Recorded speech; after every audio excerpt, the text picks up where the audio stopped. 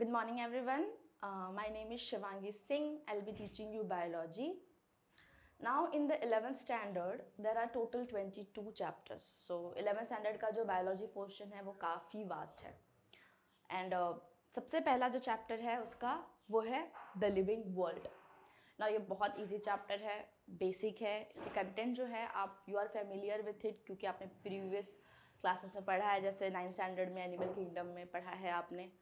तो you are very much aware with this chapter, so it's very easy, very basic. ये chapter जो है वो काफ़ी सारे chapters के बारे में थोड़ा थोड़ा cover करता है. So that's why I started this chapter. Now, in the biology, it's very important that you should understand each and every word, means meaning of each and every word, because biology is all about the word. For example, now the living world. In the living world, it is made up of word living. Now, the question is, what is living? Right? So, living means life. Now, so what is living? This is our question. So, anything which grows, the very first thing any living organism do is taking birth, then growth, further development, क्योंकि overall body का development होगा, organ develop होगा, senses develop होगा over the time, growth, then the person will be able to reproduce. The next stage will be reproduction again. Finally, after the reproduction, the next process which comes is senescence. Senescence is the word which we'll be using for aging, so getting old. And after aging, the next and last process is death. So living being or organism is able to take birth, then growth, then development,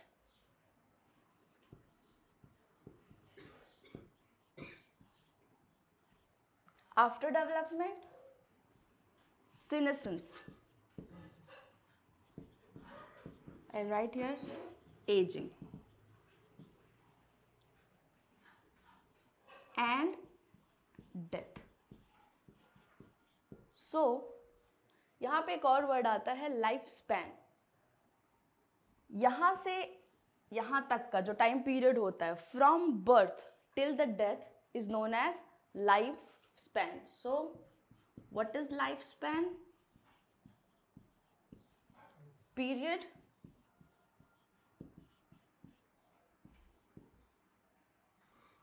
from birth till death. Okay ना, तो इसमें तो वैसे हमने cover कर लिया है. Now we will be studying the characteristic of living organism.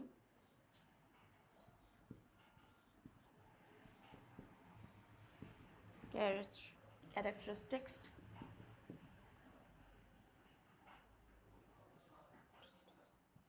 of living organism.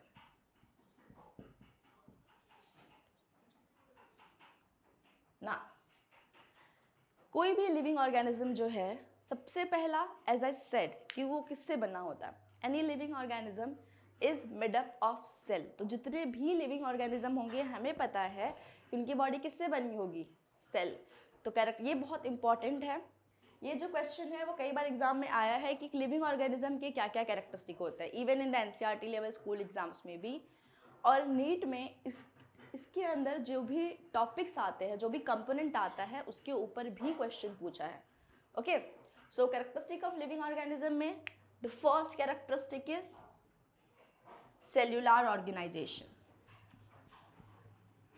cellular organization. We'll be studying about each and every topic in detail, each and every character in detail.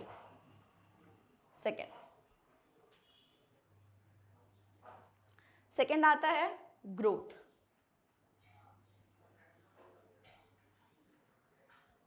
Next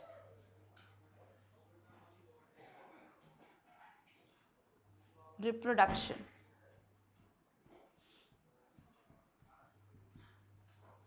next ability to respond to the stimuli, आप consciousness इसको बोल सकते हैं, right कि हम किसी भी environmental stimuli से कैसे रिस्पॉन्ड करते हैं. सो consciousness. Fifth emergence. Okay, so these all are the characteristic of living organism. अब हमें जितनी भी कैरेक्टरिस्टिक है वो सबको हम डिटेल में पढ़ेंगे. तो very first character is cellular organisation. One more characteristic is remaining, metabolism.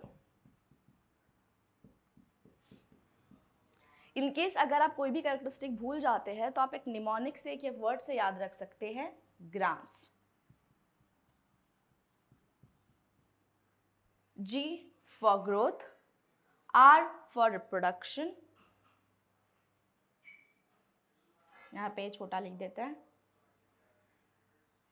M for metabolism, C for consciousness and E for emergence. So these all are characteristic of living organism. First characteristic, cellular organization. है ना. तो cellular organisation क्या होता है, हम किसी भी living organism की बॉडी किससे बनी होती है, सेल, राइट. अब सेल फिर बहुत सारे सेल कंबाइन होते हैं, similar kind of function perform करते हैं, तो क्या बनाता है, टिश्यू. टिश्यू बहुत सारे सिमिलर काइंड ऑफ टिश्यू मिलकर क्या बनाता है, ऑर्गन. मैनी ऑर्गन मिलकर क्या बनाएगा, organ system. And finally multiple organ system combine together to form body. So कि जितने भी लिविंग ऑर्गेनिज्म इस वर्ल्ड में हैं, they have one basic component which is known as cell, जो आपने ऑलरेडी पढ़ा है अपने प्रीवियस क्लासेस में. So what is cell, it is basic structural and functional unit of living organism. So cellular organization, all the organism is made up of cell.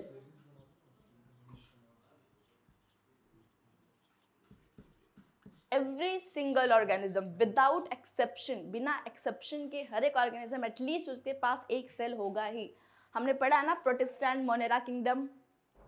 Monera Protista में क्या है, all the single cell eukaryote. Monerans क्या होते हैं, single cell prokaryotes. तो क्या है, at least single cell है.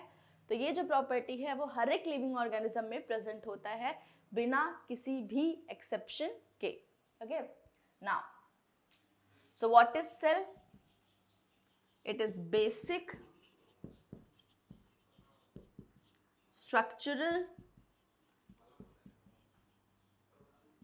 and functional unit of life.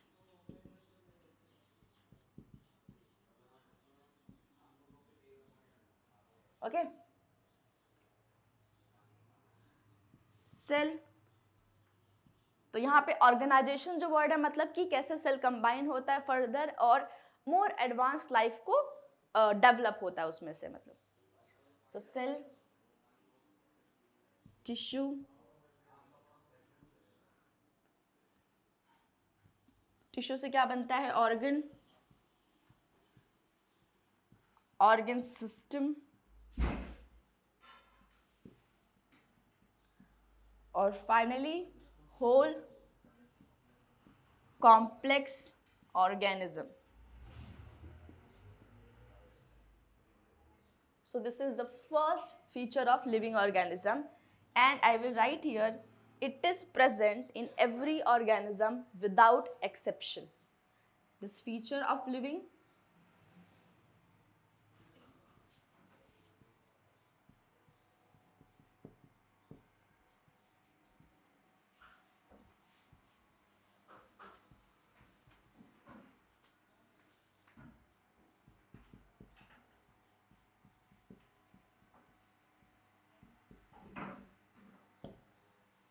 ठीक है. नाउ नेक्स्ट कैरेक्टरिस्टिक जो हमने लिखा था वो क्या था? Growth, right? So now second characteristic is growth.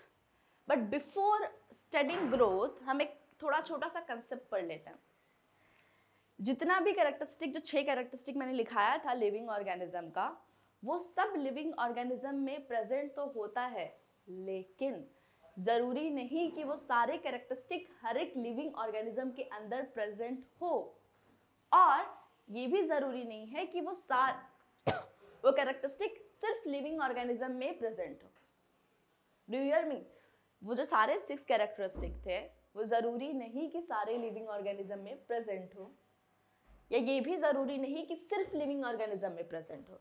तो इसके लिए हमें पढ़ना है एक concept that is defining feature.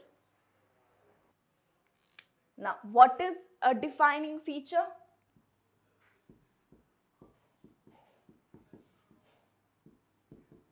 It's very very important. इस पे कई बार क्वेश्चन आया है. सो डिफाइनिंग फीचर क्या होता है? कोई भी कैरेक्टरिस्टिक जो सिर्फ लिविंग ऑर्गेनिज्म में ही प्रेजेंट हो. ठीक है? So it should be present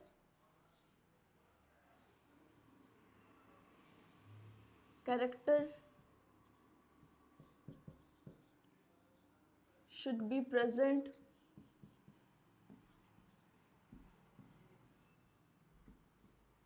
only, this only word is very important, in living, only in living organism, all living organism, actually all living organism without exception. तो कोई भी characteristic और feature जो सिर्फ लिविंग ऑर्गेनिज्म में present हो और सारे लिविंग ऑर्गेनिज्म में प्रेजेंट हो विदाउट एक्सेप्शन, विदाउट एक्सेप्शन, बिना एक्सेप्शन के वो कैरेक्टरिस्टिक हर एक लिविंग ऑर्गेनिज्म में होना चाहिए, जैसा कि हमने अभी सेलुलर ऑर्गेनाइजेशन पढ़ा है. दूसरा, and that characteristic should not be present in any non-living organism. So that characteristic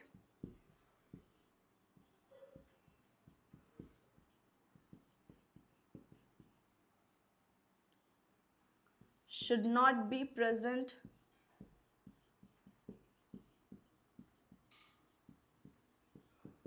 in any non-living organism. So कोई भी फीचर जो सिर्फ लिविंग ऑर्गेनिज्म के अंदर प्रेजेंट होता है और किसी भी नॉन लिविंग ऑर्गेनिज्म के अंदर प्रेजेंट नहीं होता है बिना एक्सेप्शन का, उसी कैरेक्टरिस्टिक को डिफाइनिंग फीचर कहेंगे. जैसे कि सेलुलर ऑर्गेनाइजेशन जो हमने पहले पढ़ा है, तो वहां पे जहां आपने सेलुलर ऑर्गेनाइजेशन लिखा है वहां पे लिख लीजिए that it is defining feature. ना जो हमारा नेक्स्ट कैरेक्टरिस्टिक जो है दैट इज ग्रोथ. ग्रोथ जो है हमें पता है कि we observe growth in the living organisms, right? है ना? सो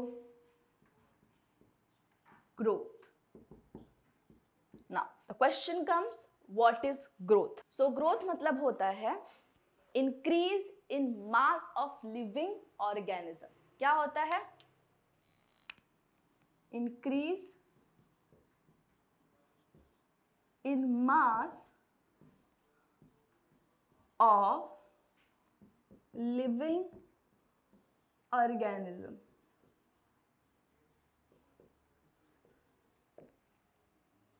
हमें पता है कि लिविंग वर्ल्ड में, जैसा मैंने कहा कि ऑर्गेनिज्म 2 तरह का होता है, एक यूनिसेल्युलर और एक मल्टीसेल्युलर.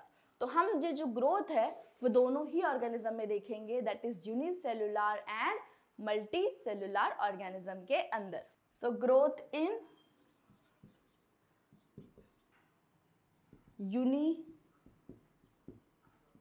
unicellular organism.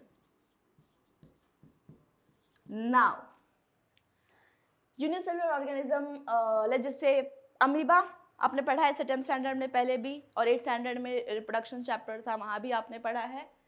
तो यूनिसेलुलर ऑर्गेनिज्म में हम लेते हैं अमीबा. दिस इज अमीबा, ये उसका न्यूक्लियस है. ओके, यहाँ पे उसका फूड वैक्यूल है. सो अब अमीबा, सबसे पहले अमीबा ये ग्रो होगा, अपना साइज बढ़ाएगा, तो उसके अंदर इंटरनली उसका साइज बढ़ेगा. ठीक है, okay. So increase in size,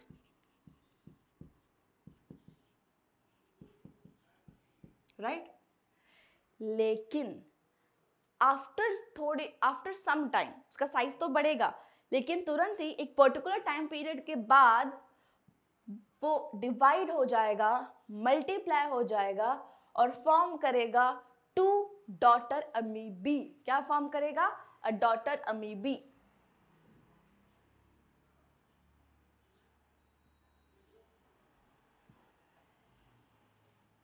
ये जो है it is form of asexual reproduction. क्यों? क्योंकि एक ही पेरेंट इन्वॉल्व है, आपने पढ़ा है इसे. And this is known as binary fission. तो यहाँ पे हो गया फिशन एंड फॉर्म हुआ 2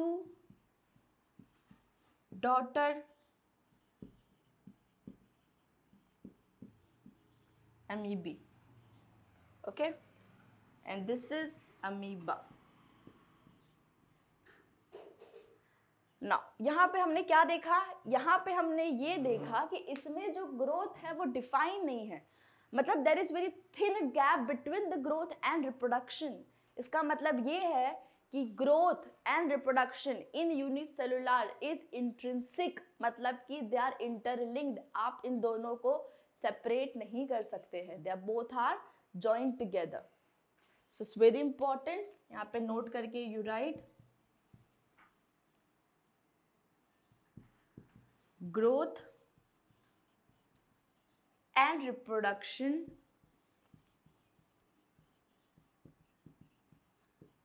in unicellular organism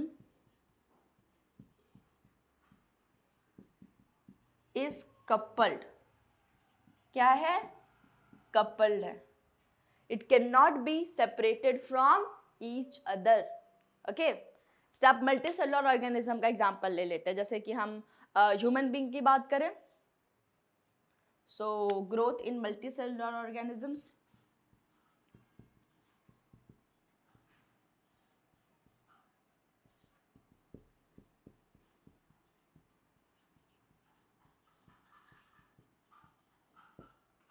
तो यहाँ पे मान लो एक इंडिविजुअल है. सबसे पहले क्या होगा कि egg, this is egg,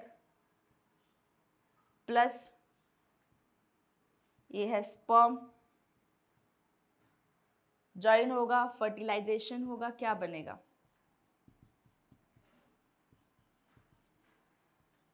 zygote. अब जब जाइगोट ग्रो होगा तो एक्चुअली ये डिवाइड होगा, ये रिप्रोड्यूस नहीं करेगा. प्रॉपर पूरा लिविंग ऑर्गेनिज्म नहीं बना रहा है, एक पार्ट ऑफ लिविंग ऑर्गेनिज्म बना रहा है. तो जाइगोट जाएगा अंडर डिवीजन, सेल डिवीजन, है ना. यहाँ पे सेल डिवीजन ही रिप्रोडक्शन है, बट यहाँ पे सेल डिवीजन रिप्रोडक्शन नहीं है. यहाँ पे सेल डिवीजन क्या है? ग्रोथ है. तो सेल डिवीजन होगा, सेल डिवाइड होगा, मल्टीपल सेल फॉर्म करेगा, और ये क्या है? Growth. So I hope I am clear. In unicellular organism, growth and reproduction is coupled. और यहाँ पे multicellular organism में growth and reproduction जो है वो couple नहीं है. Am I clear? Now, growth जो है वो feature तो living organism का है. Living organism में ये present होता है और सारे में present होता है. कुछ में सिर्फ reproduction हो जाता है और कुछ में वो as a body के growth में काम आता है. लेकिन ये जो फीचर है वो नॉन लिविंग ऑर्गेनिज्म के अंदर भी प्रेजेंट होता है. Surprise, right? सो अभी हम देखेंगे कि कैसे ग्रोथ जो है वो नॉन लिविंग ऑर्गेनिज्म के अंदर भी प्रेजेंट होता है. So now will be studying growth in non living organism. सो ये वाला जो कंपार्टमेंट है ये हो जाएगा हमारा लिविंग ऑर्गेनिज्म का,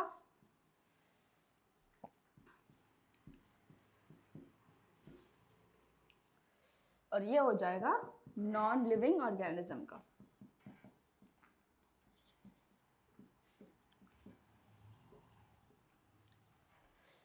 ना कोई भी जो नॉन लिविंग ऑर्गेनिज्म है, सबसे पहले उसकी बॉडी जो है वह इंटरनली ग्रो होती है। जैसे सेल, छोटा सेल है, बिफोर डिवीजन वो अपने आप का उसको साइज बढ़ेगा क्योंकि उसके अंदर बहुत सारे केमिकल कंपोनेंट जो है वो सिंथेसाइज होगा, राइट। फिर सेल डिवाइड होगा, उसका मास बढ़ेगा तो उसकी बॉडी आप एक्सटर्नली देख सकते हैं कि हाँ ये बड़ा हो रहा है। तो किसी भी लिविंग ऑर्गेनिज्म में ग्रोथ इंटरनल एंड एक्सटर्नल दोनों होता है। सो ग्रोथ इज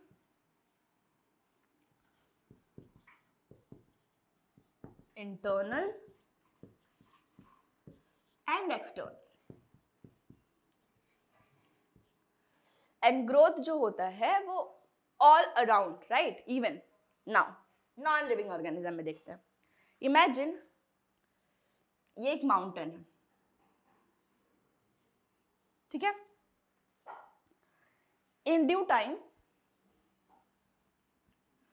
इसके ऊपर जो पार्टिकल है, रेत के या सॉइल के पार्टिकल्स, हवा की वजह से बहुत जोर से साइक्लोन आया या विंड आया बहुत तेज से, आपने डेजर्ट में देखा होगा या फिर विजुअली नहीं देखा होगा तो टीवी पे या डिस्कवरी पे तो जरूर देखा होगा। सैंड ड्यून जो बनते हैं, विंड बहुत तेज से आता है हवा, और यहाँ का जो सैंड है वो दूसरी जगह पे जाकर डिपॉजिट हो जाता है टीले के फॉर्म में, जिसे आप सैंड ड्यून्स कहते हैं, राइट। तो एक जगह एकदम प्लेन है अभी, और अचानक से हवा आया और उस जगह पे आपको बहुत सारा मिट्टी का ढेर या रेत का ढेर आपको दिखता है। तो वो भी क्या, एक तरह का ग्रोथ है, इवन तो एक्सटर्नल ग्रोथ है बट ग्रोथ तो है। सो इन ड्यू टाइम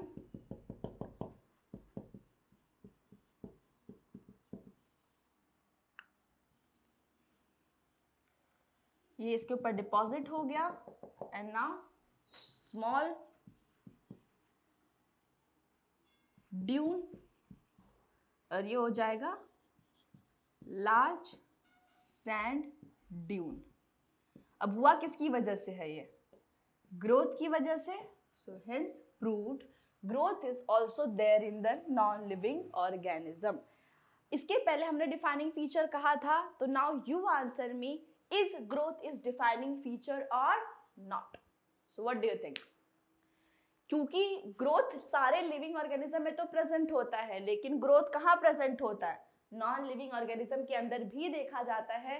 इसीलिए ग्रोथ क्या है, it is non defining feature, it is not definite, it is not defining feature of living organism. So please write,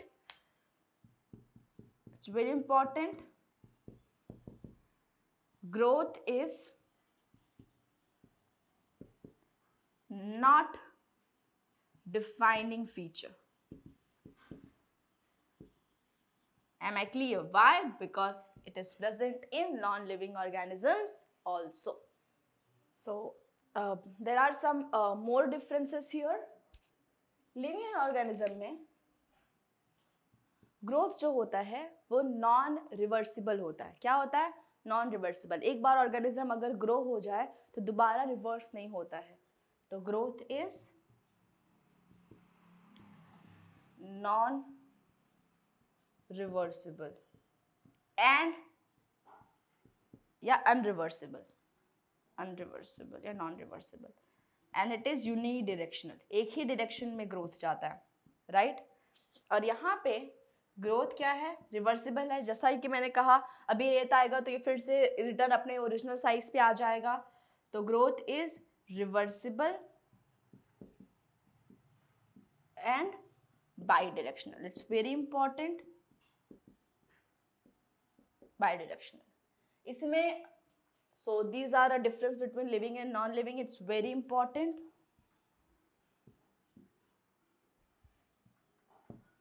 And now we'll be seeing growth in the plant and growth in the animal, how that different from each other.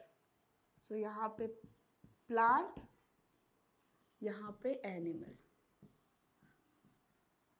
ये बात तो हम सबको पता है कि plant जो है वो थ्रू आउट लाइफ ग्रोथ होता है। जैसे आपने देखा होगा कि अचानक से कोई कंस्ट्रक्शन का काम चल रहा है और हमने पूरे प्लांट को जो है एकदम कट कर दिया, right.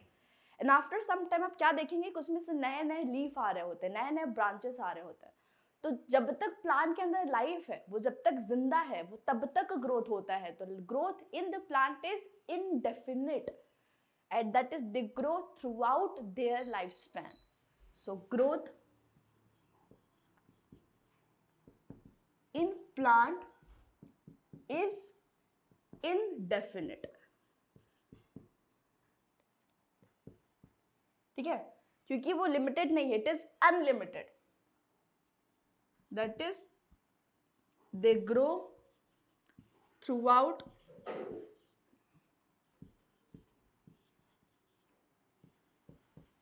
their lifespan from birth till death। यहां पे क्या है, ग्रोथ लिमिटेड है, growth is definite, it is limited. they only grow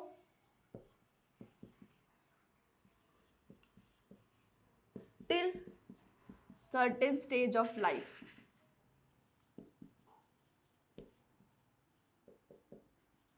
अब हमारा एग्जाम्पल ले सकते हैं, हमारा जो हाइट है एक पर्टिकुलर ईयर तक ही ग्रो होता है, उसके बाद ऐसा नहीं कि हम ग्रो हुए जा रहे हैं, जाइंट टॉल मैन ही बन जाते हैं। दैट इज हमारे अंदर ग्रोथ क्या है, लिमिटेड है। तो बहुत इंपॉर्टेंट है, प्लीज आप याद रखें, this is very important. Growth is not defining feature.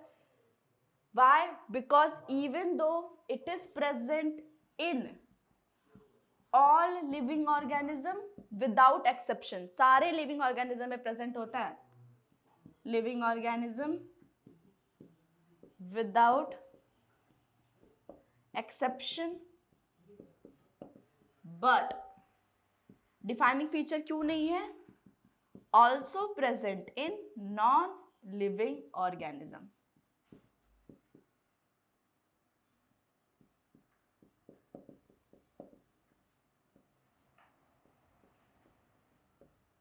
Okay, now next characteristic हम लिविंग ऑर्गेनिज्म का जो पढ़ेंगे वो क्या है? रिप्रोडक्शन। ओके,